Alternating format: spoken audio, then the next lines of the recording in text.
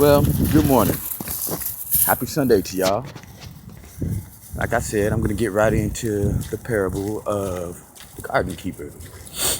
I was sitting back in 2008, and I was thinking about this, as I'm coming up with the Structure for Black Men Stand Up movement.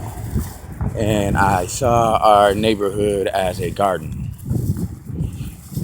Okay, so first it's empty. We till the land and we plant some crops that's going to represent our homes. We plant some other crops that's going to represent our schools and educational system. We're going to plant some other crops that represent our healthcare system. Other crops that represent our emergency response system. Other crops that represent our commerce, churches, list goes on and on, our kids, our families. The first thing that you do with the garden, I'll give you a little bit of a green thumb tip here. Grew up in Nebraska, know a little something about it. First thing you do with the garden is you till the land. You want to do that so you can get the seeds down into the dirt and they grow roots and grow up. After you put the seeds down, you're going to want to put a scarecrow down. Why? Because right around the time it's ready to plant seeds, birds like to come eat them jokers. They find them. It's like they got this biological clock and they know. Plus they got a bird's eye, and birds can see pretty dang good for the most part. Now as these things start growing, the little sprouts of the plants, if you look, you'll notice foreign plants that you didn't plant there are popping up. Them are weeds. You want to get them up out of there real quick. You're going to pull them out of there. You probably burn them or whatever. You're going to get them far away to make sure that they don't grow and kill your plants before they have a chance to grow. And as they grow, as your crops grow up a little bit bigger, you're going to want to put some natural pesticides down to keep, the bugs and creatures from eating your stuff up. Hopefully you use organic means to keep the bugs up out your food so that you're not eating poison. Monsanto has us messed up enough as it is. Time goes by, grows a little bit more. You're going to want to get you a nice dog, right? You're going to want to get a dog that's easy to be trained. And so that dog will not dig up your garden because it smells of fertilizer, but it's going to keep all the rodents and stuff away from eating your shit up. Now, if we line that up to our community, you got to ask yourself who you are in that scenario, because we already identify what the crops are. Them are our families, them are our homes, them are our businesses, them are our schools, our emergency response teams, our commerce, everything, hospitals, the functions and structures of society, educational system, all that. But who is a weed? Who is a parasite? Who is the rodent and the birds that's going to come eat your shit before it grows? Who's the rodent that's going to come steal your stuff after it grows? Who is the parasites, the bugs that's going to eat your stuff before it gets big enough for you to eat? Who is the weeds that are going to choke your stuff out before they get a chance to grow? Decide who you want to be. By just being a good person in society, you could be an organic form of pesticide. There ain't no poison in that. You could be a scarecrow. You could be that dog, that farm dog that's going to keep that stuff away. You could be that farmer, that gardener that's going to pull them weeds out. But you got to decide who you want to be. Because just like all them weeds, there's a place for them weeds. All right, we got a place for them dang bugs that be crawling all up in our strawberries and stuff. All right, got a place for them birds. All right, we got a place for them rabbits that's coming up, eating up all our vegetables and whatnot. And in our community, if you're a weed or any of them things that I named off, they got a place for you too.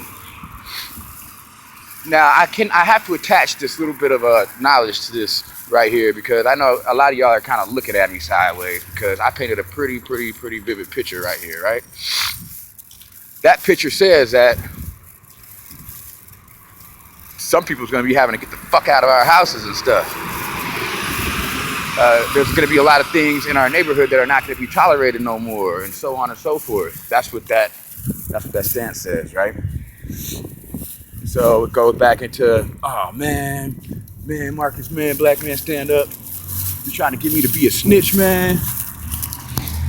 let's define what a snitch is. We always say, you know, we have this thing in our community called no snitching, right? So let me rewind you back to 2008, beginning of 2009. Yeah, right around then when I was in this treatment center in North Minneapolis. I go to visit my uncle because he lives over north too, and I haven't seen him in a while. Now, granted, I'm out on furlough from jail. Last time I've been in jail. Out on furlough from jail at this treatment center, and I'm running around with my uncle who is on bullshit, and he ends up going into a house to make his little delivery, and the cops stop us and waiting for him in the car, and they question my cousins and this and that and the other. Unc just leaves us with the car.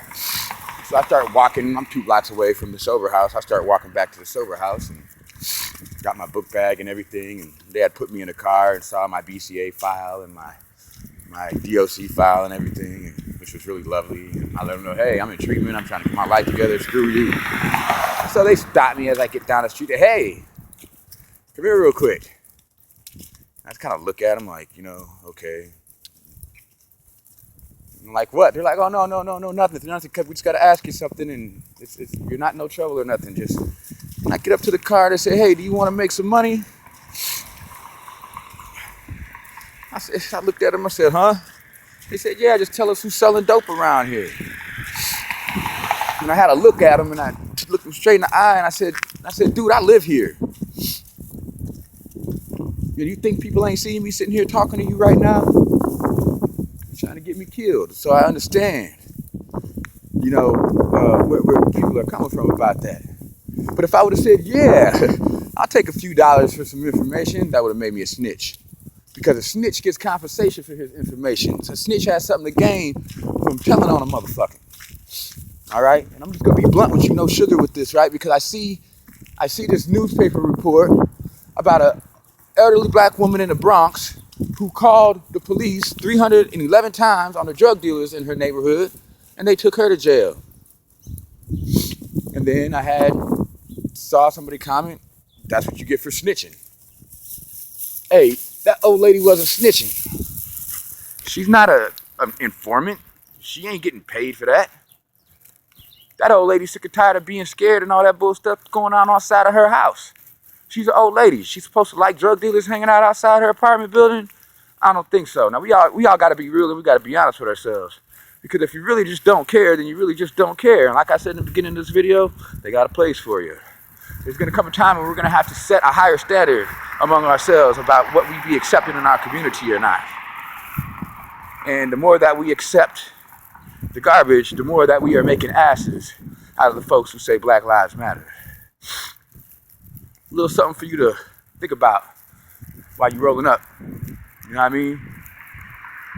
So, hey, I'm going to leave you guys with that. You guys got it. That's my little words of wisdom for today. Peace, love, unity, solidarity. Black man, stand up.